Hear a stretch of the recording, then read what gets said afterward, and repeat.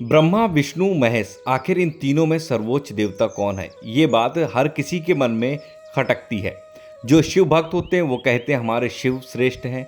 जो ब्रह्मा जी के भक्त हैं वो ब्रह्मा जी को श्रेष्ठ समझते हैं शास्त्रों के अनुसार।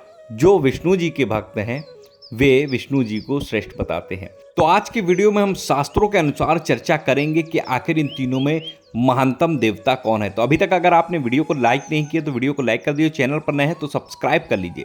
चलिए वीडियो में आगे बढ़ते हैं। बहुत काल पूर्व सरस्वती नदी के तट पर महर्षियों की सभा हुई। उन्होंने सत्र यज्ञ नामक एक महान यज्ञ किया। सभाओं में उपस्थित महर्षि वैदिक विषय वस्तु और दार्शनिक विषयों पर विचार विमर्श करते हैं। इस सभा में कई प्रश्न उठाए गए।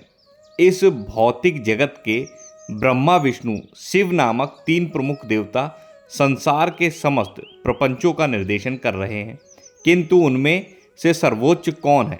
इस प्रश्न पर जब अत्यधिक वाद विवाद बढ़ गया, जिसके बाद ब्रह्मा जी के पुत्र महर्षि भृगु को तीनों देवों की परीक्षा लेने के लिए नियुक्त किया गया।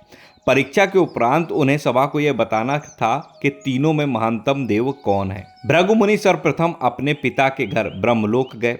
तीनों देवता भौतिक त्रिगुणों सत, रज और तम के स्वामी हैं। ऋषियों की योजना थी कि भृगु मुनि यह परीक्षा लेंगे कि किस प्रमुख देवता में सतोगुण पूर्ण रूप से हैं। जब भृगु मुनि अपने पिता ब्रह्मा जी के समीप पहुंचे तब जानबूझकर उन्होंने प्रणाम करके अथवा स्तुति द्वारा अपने पिता के प्रति आदर प्रदर्शित नहीं किया। ब्रह्मा जी के पास सतोगुण है या नहीं, यह परीक्षा लेने के लिए उन्होंने ना तो अपने पिता को प्रणाम किया ना ही उनकी स्तुति की। अपने पुत्र की उद्दंडता पर ब्रह्मा जी अत्यंत क्रोधित हुए और उनके मुख पर उनके क्रोध को प्रदर्शित करने वाले चिन्ह जो है वो प्रकट हो गए। वे शाप देकर भृगु मुनि को दंडित करने के लिए भी आतुर हुए, लेकिन भृगु मुनि उनके पुत्र थे, इसलिए ब्रह्मा जी ने अपनी महती बुद्धि से अपने क्रोध को कंट्रोल किया। इससे साफ तौर पर यह समझा जा सकता है कि ब्रह्मा जी में रजोगुण की जो प्रधानता बहुत अधिक है। की परीक्षा लेने के बाद भृगु मुनि शिव जी के निवास स्थान कैलाश को गए। भृगु मुनि शिव जी के भाई थे। जैसे ही भृगु मुनि समीप आए, शिव जी अत्यंत प्रसन्न हो गए तथा उनका आलिंगन करने के लिए स्वयं उठ गए, किंतु जब शिव जी समीप आए तब भृगु मुनि ने उनका आलिंगन करना अस्वीकार कर दिया। उन्होंने कहा, प्रिय भाई, तुम सदैव अशुद्ध रहते हो, तुम अपने शरीर पर भस्म लगाए रहते हो, अतः तुम स्वच्छ नहीं हो, तुम मेरा स्पर्श मत करो। जब यह कहकर कि शिव जी अत्यंत अशुद्ध हैं, भृगु मुनि ने उनको आलिंगन करना अस्वीकार कर दिया, तब शिव जी उनसे अत्यंत कुपित हो गए। शिव जी में तमोगुण की प्रधानता है, इसलिए जब उन्होंने भृगु मुनि के कटु वचन सुने तब क्रोध से उनके नेत्र तत्काल लाल हो गए। आपे से बाहर होकर उन्होंने अपना त्रिशूल उठा लिया और वे भृगु मुनि को मारने के लिए तत्पर हो गए। उस समय शिव जी की पत्नी पार्वती जी भी वहां उपस्थित थी। उनका व्यक्तित्व तीनों गुणों का सम्मिश्रण है, इसलिए उन्हें त्रिगुणमयी कहा जाता है। इस मामले में उन्होंने शिव जी के अंदर सतोगुण को जागृत करके परिस्थिति को सुधार लिया और अपने पति के चरणों में गिरकर अपने मधुर वचनों से भृगु मुनि को वध करने से उन्हें विमुख कर दिया। शिव जी के क्रोध से रक्षा हो जाने के बाद में भृगु मुनि सीधे श्वेतद्वीप लोक गए, जहां भगवान श्री विष्णु एक पुष्प शैया पर लेटे हुए थे तथा उनकी पत्नी श्रीदेवी उनके समीप थी और वे भगवान के श्री चरण कमलों को सहला रही थी। भृगु मुनि ने श्रीदेवी की उपस्थिति में भगवान की छाती पर अपना पैर स्पर्श कराकर गुरुत्तम अपराध किया। भगवान श्री विष्णु सर्वदा दयालु हैं। वे भृगु मुनि की गतिविधियों पर क्रोधित नहीं हुए, क्योंकि भृगु मुनि एक महान ब्राह्मण थे। यदि एक ब्राह्मण कभी अपराध कर भी दे तो उसे क्षमा कर देना चाहिए तथा श्री भगवान ने इसका उदाहरण स्थापित किया। भृगु मुनि को शाप देने अथवा क्रोधित होने के स्थान पर अपनी पत्नी श्रीदेवी सहित भगवान श्री विष्णु तत्काल अपनी शैया पर से उठ गए और ब्राह्मण को सादर प्रणाम किया और कहे, प्रिय ब्राह्मण देव, आपका यहाँ आना मेरे लिए एक महान आशीर्वाद है, इसलिए आप कृपया इस गद्दी पर कुछ पलों के लिए आसन ग्रहण करें। भगवान बोले, हे महर्षि, मुझे ज्ञात है कि आपके चरण कमल पुष्प की भांति कोमल है, मेरी छाती वज्र के समान कठोर है, इसलिए मुझे भय है कि मेरे वक्ष का अपने चरणों से स्पर्श करने में आपको कुछ कष्ट का अनुभव हुआ होगा। इसलिए आपको जो कष्ट हुआ है उसे दूर करने के लिए मुझे अपने चरणों का स्पर्श करने दीजिए।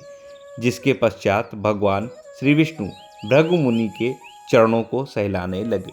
भगवान ने भृगु मुनि को आगे संबोधित किया। भगवान कहते हैं, प्रिय भगवान, आपके चरणों के स्पर्श से मेरा वक्ष पावन हो गया तथा मुझे विश्वास है कि अब श्री देवी लक्ष्मी वहां अत्यंत प्रसन्नता पूर्वक निरंतर निवास करेंगी। लक्ष्मी जी का एक नाम चंचला है, वे एक स्थान पर अधिक समय तक नहीं रहती, किंतु भृगु मुनि के चरणों का स्पर्श हो जाने से अब भगवान का वक्ष पावन हो गया है तथा श्रीदेवी के लिए उनके पास से जाने का कोई अवसर नहीं था। किंतु भृगु मुनि अपनी स्थिति तथा भगवान श्री विष्णु की स्थिति को समझ सकते थे। वे श्री भगवान के व्यवहार पर आश्चर्यचकित रह गए। वे श्री भगवान के शब्दों का उत्तर देने में सफल ना हुए और उनकी आंखों से आंसू बहने लगे और वे कुछ भी न कह सके। ब्रह्मा जी, शिव जी तथा भगवान श्री विष्णु की परीक्षा लेने के उपरांत भृगु मुनि सरस्वती नदी के तट पर महर्षियों की सभा में लौट आए तथा उन्होंने अपने अनुभव का वर्णन किया कि छोटा दीपक थोड़ी सी हवा से विचलित हो जाता है, लेकिन महान दीपक अथवा प्रकाश का महानतम स्रोत सूर्य बड़े से बड़े झंझावात यानी कि तूफान से भी कभी नहीं हिलता। उत्तेजित करने वाली परिस्थितियों को सहन कर सकने की किसी भी क्षमता के द्वारा ही व्यक्ति की महानता का आकलन करना चाहिए।